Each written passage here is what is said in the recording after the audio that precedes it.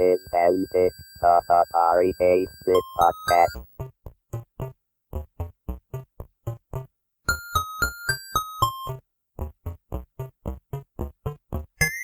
Had the next generation of technology, the personal computer, succeeded, Atari would be, where Apple is today. The first thing he said to me, looking me in the eyes, he said, "I speak to you on fear of my life." And my response was, "I so don't want to be here." This is an interview episode of Antic, the Atari 8-bit podcast. I'm Kevin Savitz. Alan Henricks was controller at Atari during the Warner Communications era. He was there from 1978 through 1983.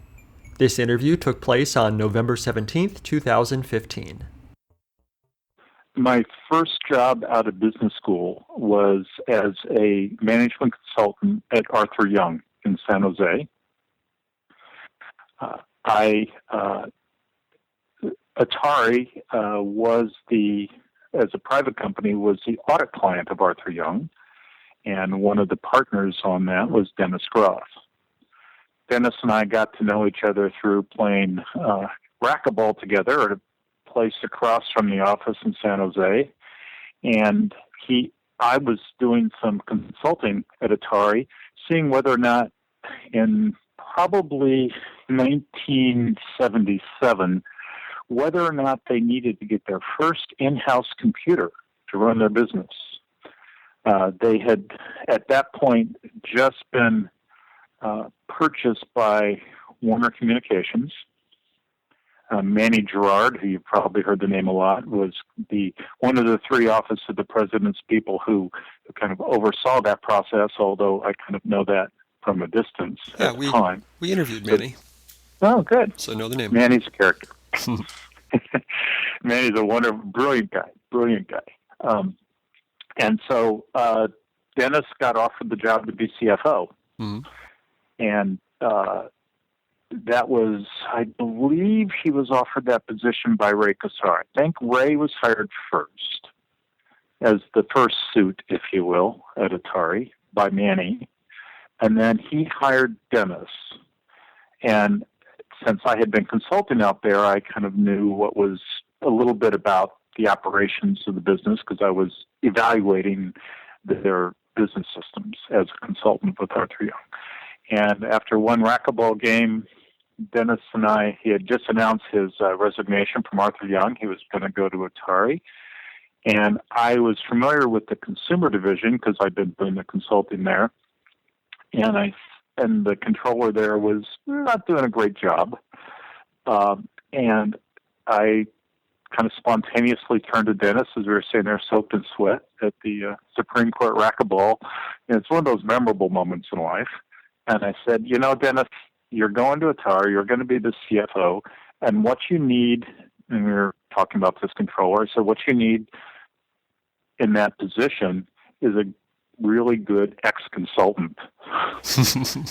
And he looked at me and his eyebrows went up, and that was the beginning of the process. I interviewed with Ray, and I took the job. So in a sense, Ray, Dennis, and I were the three ties at Atari, which was not necessarily a term of endearment for many of the people. Nice. Now, so for those of us who are not business majors, what does a controller do? The controller is the financial person. In this case, it was in a division because Atari at that point had two divisions, had the original coin-operated division and the newly formed consumer division. So the consumer division made Pong at the time. Basically Pong and a few variants of it. And the financial, so given it was divisionally organized, the controller is in charge of the financial organization within the division, reports to the CFO who has overall financial responsibility for the company. There was a controller in the coin-op division, another former Arthur Young person named Fred Gerson. So Fred and I were the two division controllers reporting to Dennis, and under me, initially I had about 10 people, and we did valuation of inventory called cost accounting. We helped process the financial transactions in that division. And you were there, what year did you start? How long were you there?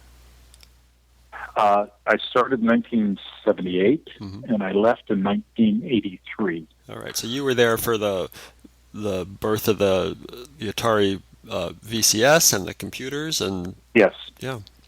yes. The company was almost bankrupt when we came out with the 2600.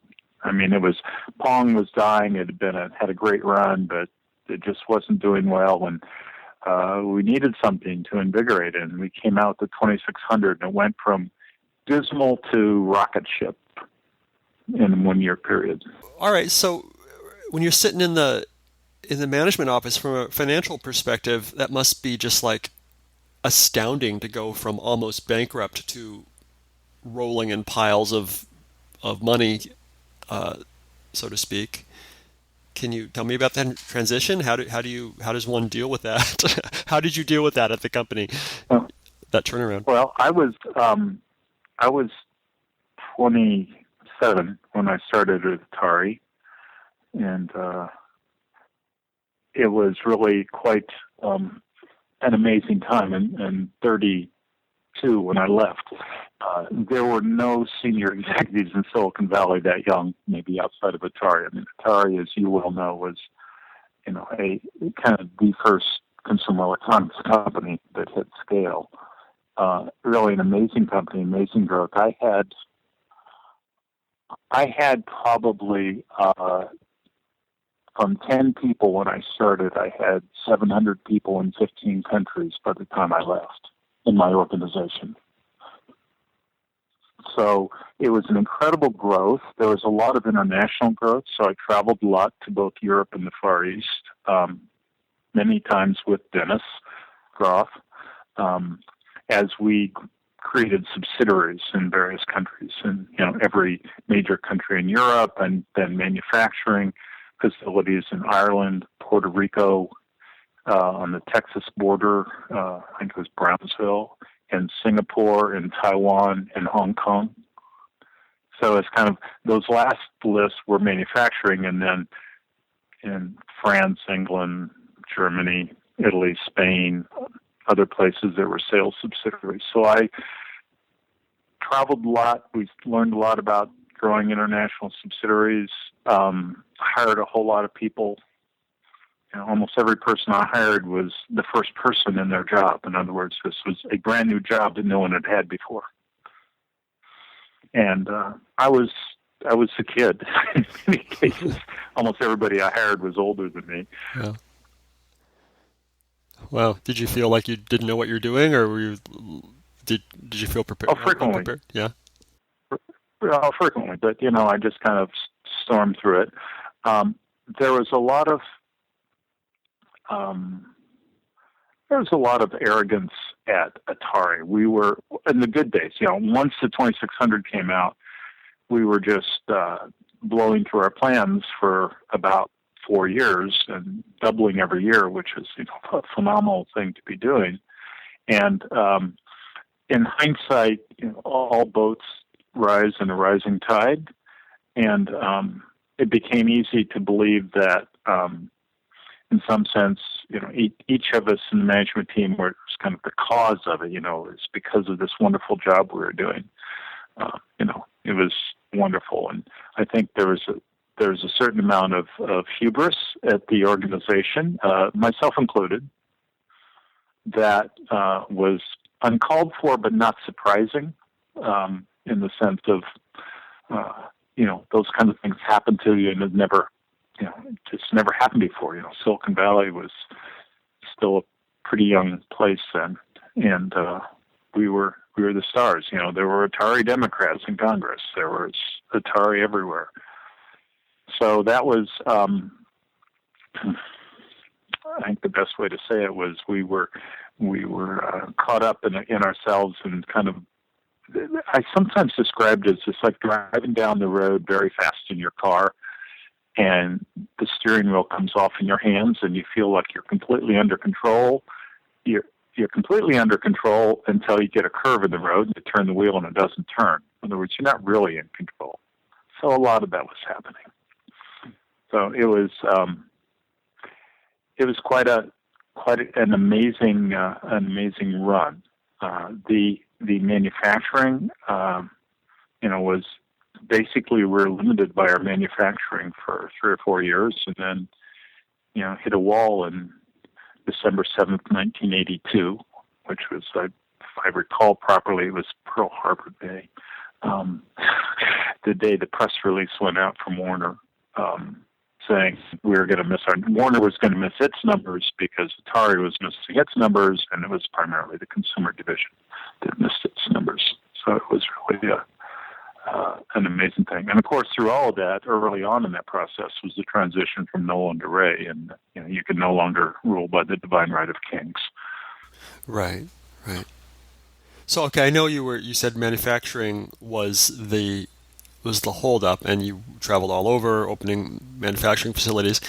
In hindsight, do you feel like things could have come out differently and better if you had? Could you have done more manufacturing? Could you have set it up so that there was not a manufacturing holdup? Probably not. And in fact, I think the ET cartridge is the classic example of being over-exuberant. Mm-hmm. But that was quite clearly and I don't know what you've heard from other people, but from my recollection and my experience, that was very much a Steve Ross imposed, thou shalt build a gazillion of this. You will A, create this game in an insane amount of time, short, and B, build a zillion of them. Therefore, all the ET cartridge myth and reality, now that they're uncovered. I'm sure you followed that story. Yes, yeah, we've discussed that movie and had a few stories about the ET cartridge. So really, it was one guy who was just like, we're gonna make these cartridges in crazy amounts. Oh, that was Steve Ross telling Ray Kassar. From my perspective, that's what because we built more cartridges than we had shipped games. No, not more than we were going to ship that year. Remember, each year was a much bigger number in terms of consoles. But it was just it was a deal at the top that kind of came down. It said, build a lot of these before they knew how good the game would be. I mean, it had nothing to do with consumer research and testing the game and all that. It was a game that was unbuilt. I don't know if you've talked to I don't remember the people who built it, but there's like 1 or 2 engineers who were told build an ET right, game. It was basically one guy, and now he has he's told he made the worst video game in history.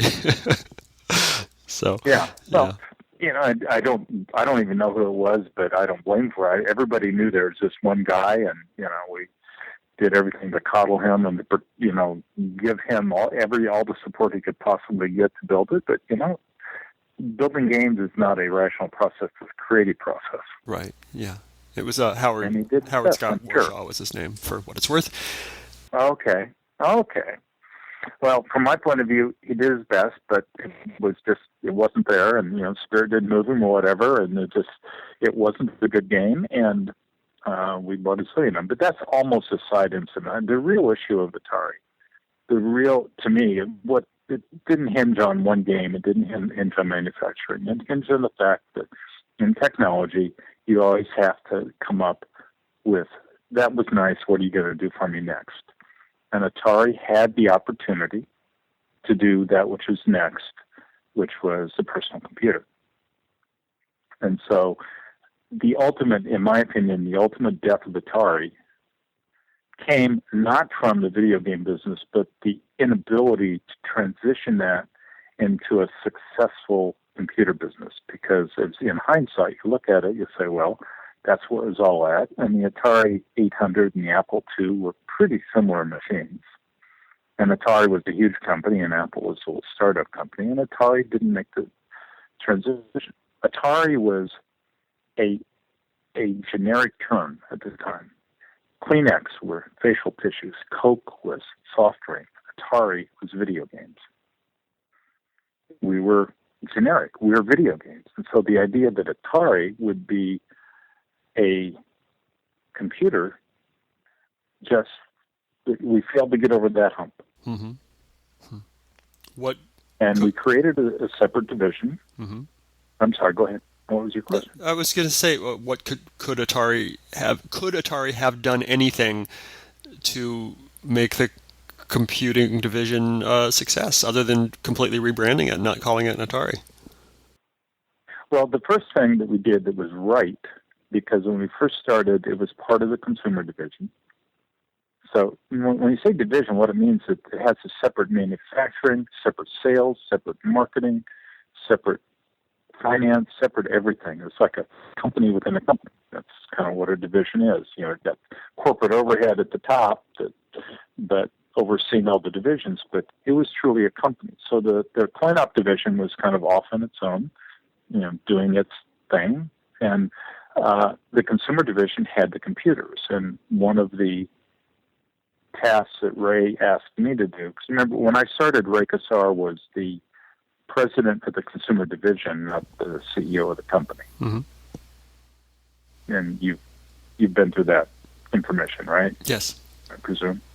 Yeah. So Ray and Dennis were my two bosses initially, before Ray became CEO, replacing Nolan.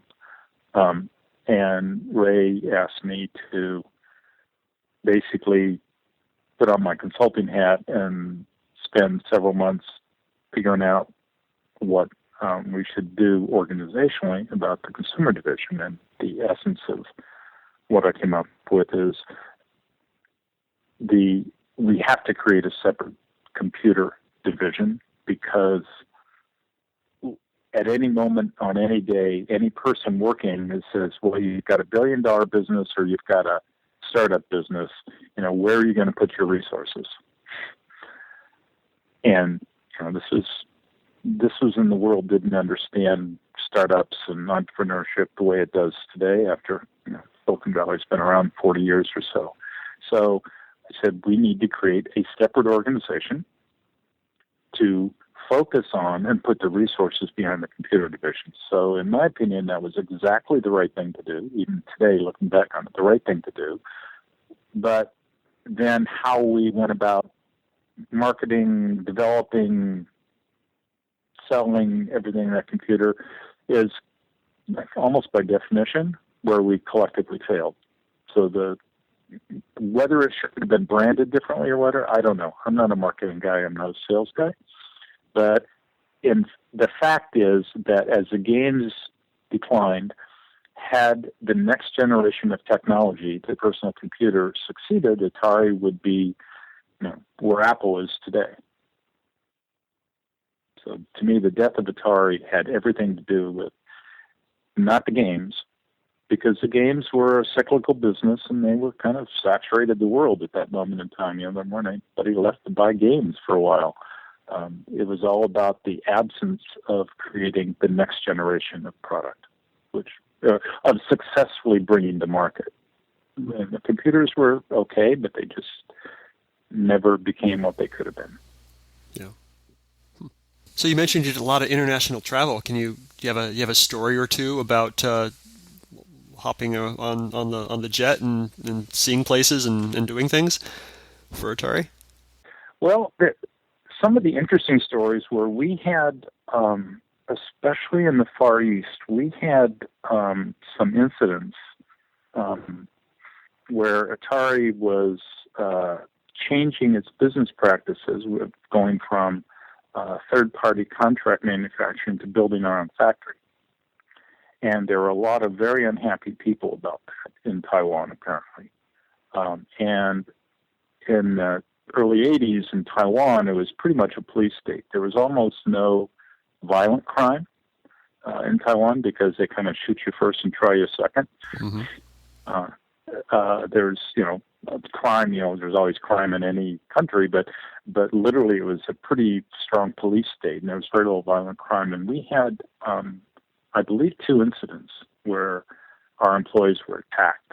One guy was waiting for a bus and got knifed in a way that hurt him very badly, but wasn't going to kill him. And another guy, I think, got beaten with a baseball bat or something. Have you heard either of these accounts from other people?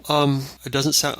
Liza Loop told me a story about someone who thought he knew about malfeasance some sort of financial malfeasance and was pushed in front of a trolley or a subway or something in Taiwan, I think.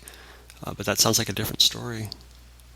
Well, there were people who were, at least 2 incidents where employees of Atari were attacked.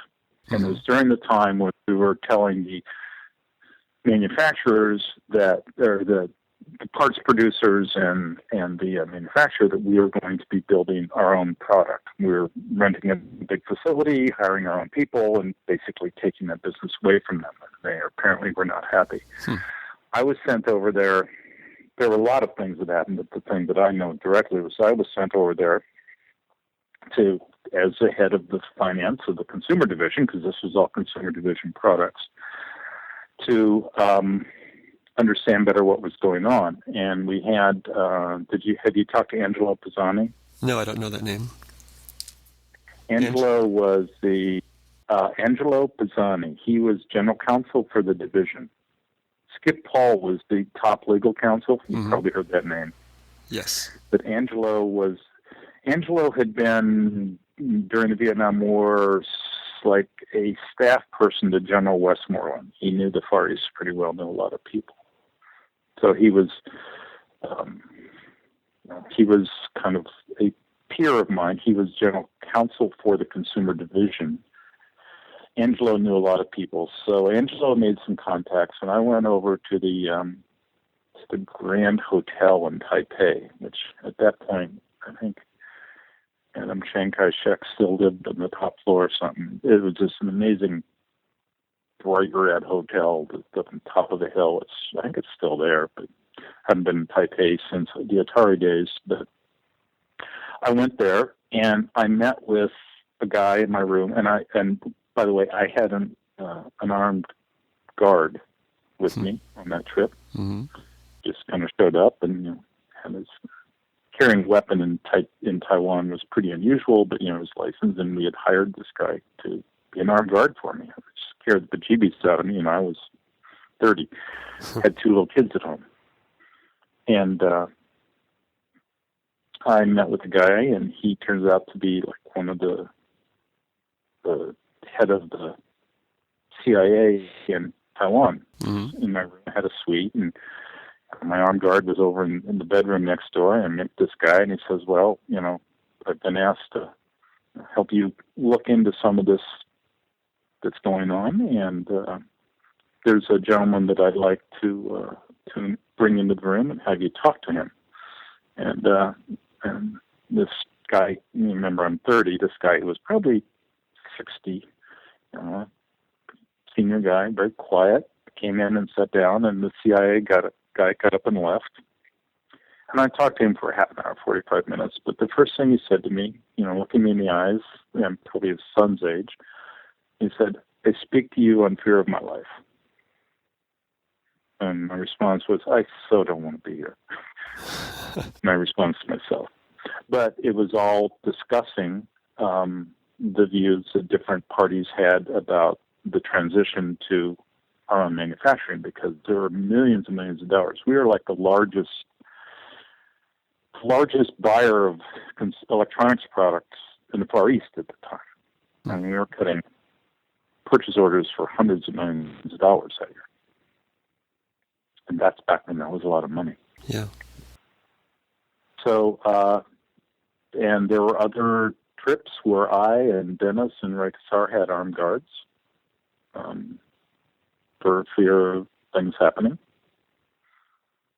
So that was, we eventually got our own factory and built our own product, and there were no more incidents beyond that, but it was a very frightening transition. Wow. So nothing happened to you, but things, you said some guy did get clobbered with a baseball bat, and... Yeah. And some other guy got, I believe, knifed, was what I recall. It was like, waiting for a bus or something, and somebody came up behind him and cut him in a way that was like, I think, as I recall, it's like they slashed, it's a very short knife, slashed across his butt or something, or his legs. It would cut major muscles, but wasn't going to kill him. So I don't recall all the details, but it was pretty dramatic and pretty frightening, especially in Taiwan, because those things just didn't happen in Taiwan, but obviously they did. Right. And that's what caused my trip over there. So we just kind of stepped up security and proceeded with the factory, and built the factory, and it was actually a good thing. We did well at that, as long as it was needed, and the demand went away. We obviously had too much capacity, and the whole wind down was probably very painful. I was let go with a major reorganization in early '83 after we missed our numbers in '82. Basically, what happened for 3 years in a row, the Monday after Thanksgiving, which was the biggest selling, even back then, the biggest selling time of the year. Mm-hmm. All the retailers would call up and say, "Send us more product," and you were afraid and all that. And in 1982, they called up and said, "We've got a lot of extra product we're going to return to you."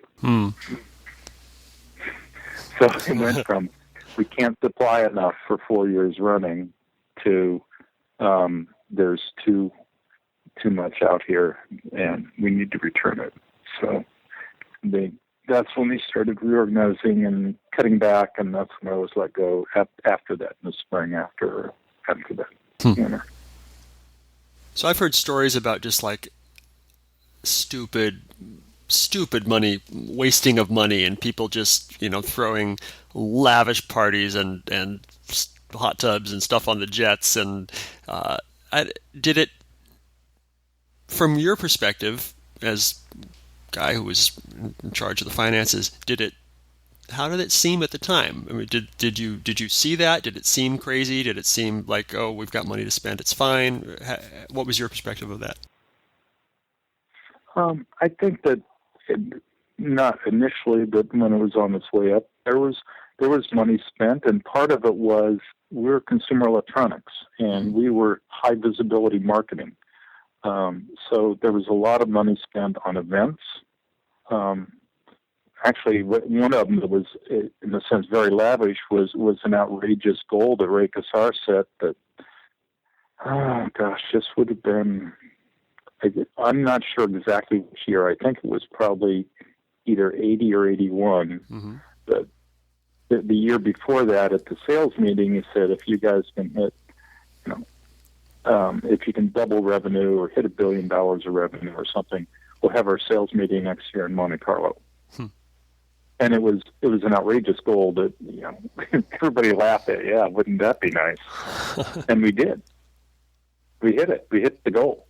Wow. And we're incredibly profitable. And so there was an event in Monte Carlo that took a whole bunch of Atari people and their wives, and it probably cost a lot of money. Probably cost $1 million. But we had exceeded a very, very aggressive plan, and we exceeded both revenue and profits. So Ray held true to his promise, and we had a very elaborate event in Monte Carlo. Nice. So is that appropriate or inappropriate? Well, I would argue that certainly at the time it was appropriate. It was a different world, a different corporate culture back then, and the things we did were no different than what many major companies did all the time. With, you got to remember, that was the day of all the private clubs and the corporate golf courses, and multiple memberships everywhere, and private jets of more people, and it was a different world. Yeah. And so what Atari did, I think, did Atari spend lavishly in some sense? Yes. Was it in the context of a high visibility company who needed to do, get a lot of visibility? An example, when we were in Monte Carlo, there was a woman whose name I now forget, but she and her husband, who at the point was the president of Continental Airlines, hosted maybe 40 of us for lunch one day during this sales meeting. And they're in Saint-Jean-Cap-Ferrat, which is one of the most exclusive pieces of real estate in all of France. and they had this incredible house there. And this woman was the head of a very large advertising agency trying to get Atari's ad money, because Atari spent more on advertising for a couple of years than almost anybody in the world other than the cigarette and the automobile people, because you could still advertise cigarettes back then. So they were trying to get the business. She threw this lavish party at her expense with fine wine and mountains of caviar and all that, and for the Atari executives trying to get the business. So, yeah, those kind of things existed. And, yeah, there was a lot of money spent. I don't think money was spent out of context. Again, do you fly your executives first class on international trips? Well, fewer companies do that today than then.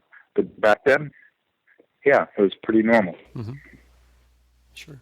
You seem like I think you have more stories. I just don't know what to ask to get those stories out of you. Tell me, tell me another story. I think I've given it highlights. It was the fastest growing company in the world. When I started there, it was kind of in very, very hard times, not doing well. The 2600 came out. It propelled it. And it grew dramatically, high visibility, high importance. And then when it failed to generate the next generation of product, it fell off a cliff. And I think from an economic cycle point of view, that's the Atari story. Was there a lot that happened over that 6 years? Of course. Certainly at the end, being all the lawsuits came out of it. And my understanding, and I'm not a lawyer, is that the class action suits that came against Warner Communications and Atari were kind of seminal and still kind of set the basis for a lot of class action suits today. And I was, unfortunately, witness number one to that process. Did you have to testify?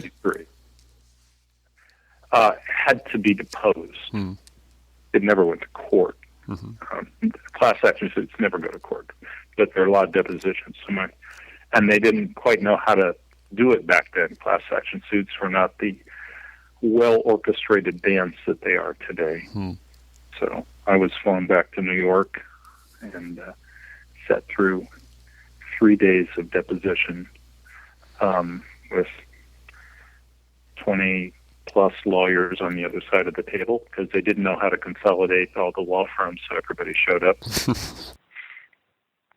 That was not fun. I was 32, and it was not a fun process, but they asked me what had happened. I gave them the facts as best I knew them. What haven't I asked you yet that I should have?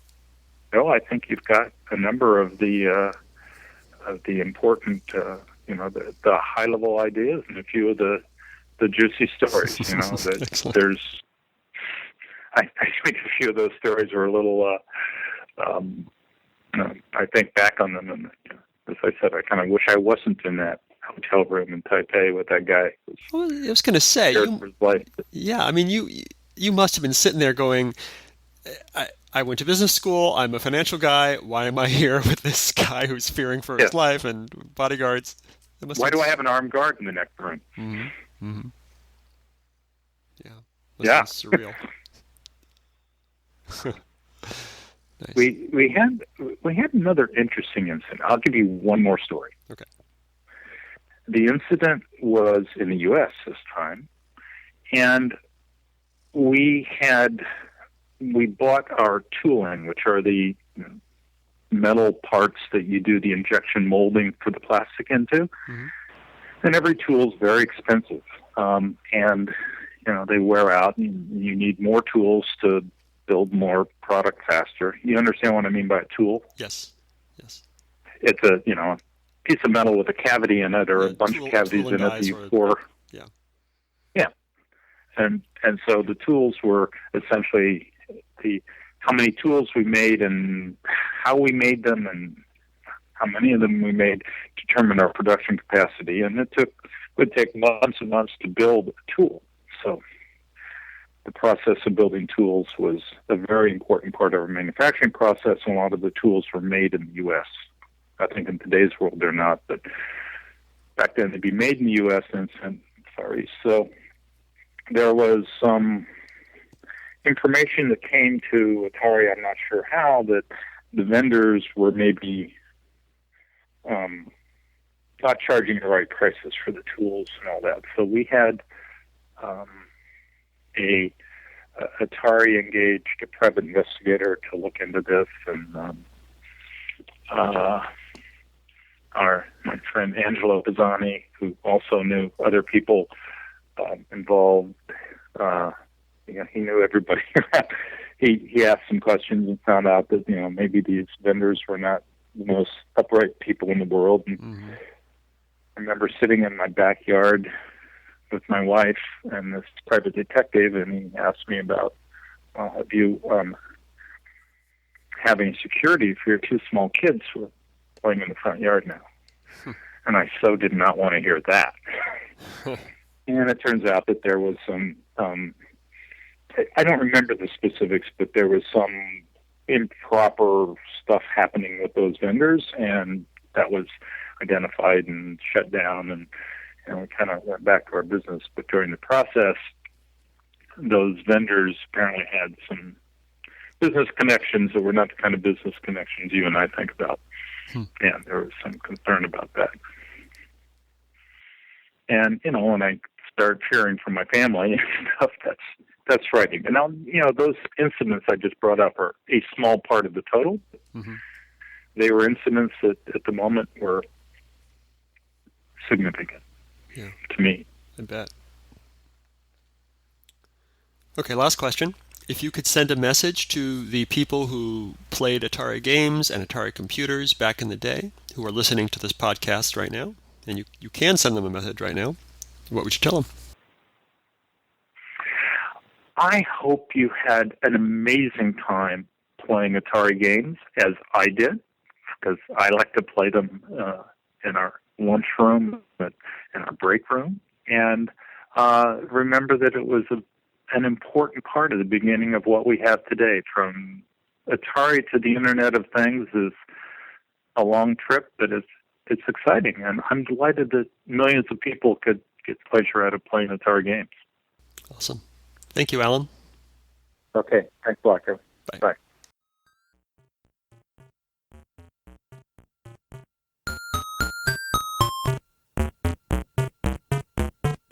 If you enjoyed these interviews and would like to contribute something, I encourage you instead to donate to one of our favorite organizations, the Internet Archive, at archive.org.